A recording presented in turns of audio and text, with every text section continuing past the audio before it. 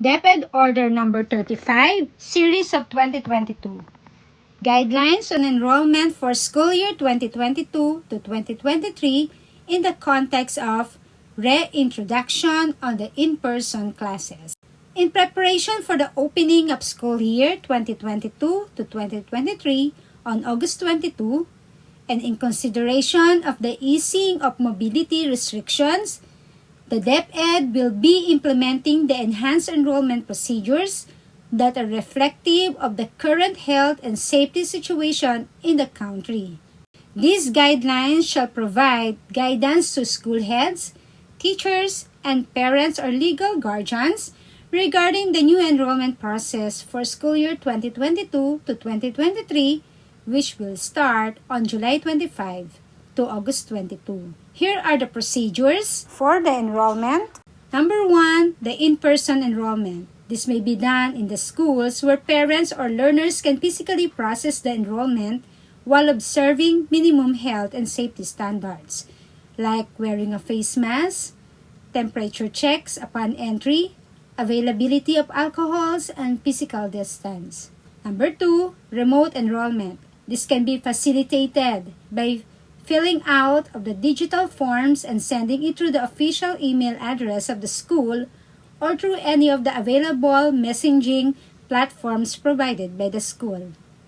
Number 3, enrollment through Dropbox forms. Parents or legal guardians or the learners may fill out the forms in their homes and physically submit it through the Dropboxes in the schools where the learners are to be enrolled. Alternatively, schools may establish a drop box in front of the school, in every barangay hall, or in any other visible locations where parents and legal guardians can get the printed copy of BEF and submit the filled-up form in the same drop box. Specific instruction to parents or legal guardians and enrollees. For in-person enrollment, the parents or the legal guardians of kindergarten, grade 7 and grade 11 learners shall communicate or reaffirm their intent to enroll their children to a school of their choice via physical enrollment and submission of the enhanced BEF. Learners may also enroll themselves provided that their enhanced BEF are signed by the parent or legal guardian. For grades 1 to 6, grades 8 to 10, and grades 12 learners who have existing accounts in the LIS will still need to update their information by filling out the enhanced BEF. It is the responsibility of the concerned school personnel to ensure that the updated information is reflected in the LIS. For remote enrollment, schools shall make the enhanced BEF available both in digital and print format for enrollment using drop boxes. Alternatively, schools may establish a drop box in front of the school, in every barangay hall, or in any other visible location where parents and legal guardians can get the printed copy of the BEF and submit the filled-up form in the same drop box. The protocol for enhanced general enrollment. Pre-data collection. School heads shall designate an SEFP who will oversee the overall conduct of enrollment in the school, whether in person or remote. For schools with a higher capacity to accept enrollees, a GLEC may be designated, or the grade level enrollment deadline for submission of documentary requirements under Section 5A, DepEd Order Number 3, Series of 2018 shall be on October 31, 2022 for both public and private schools. Only schools and their personnel shall transmit the learners' records, whether internally or externally. Schools shall not compel learners or their parents' legal guardians to take responsibility in the transmission of school records. This is accordance with DepEd Order Number 54, Series of 2016.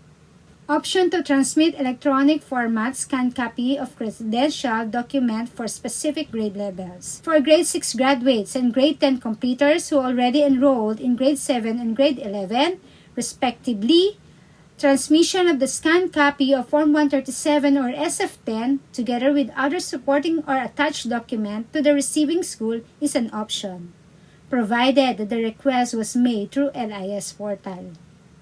transferred out from the private schools with unsettled financial obligation.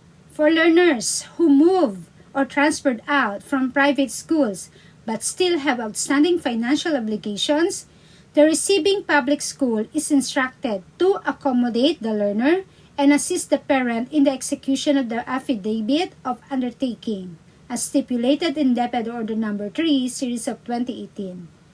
The originating private school, within 30 calendar days upon receipt of the electronic notification of transfer through LIS portal, is requested to review the validity of the request and take required action by confirming the transfer request and clicking the unsettled account checkbox to the tag or mark in the system that the learner is just temporarily enrolled in the current school. Transfer from ALS program to formal. The class advisor is directed to enroll the learners in LIS. Here is the Enhanced Basic Education Enrollment Form.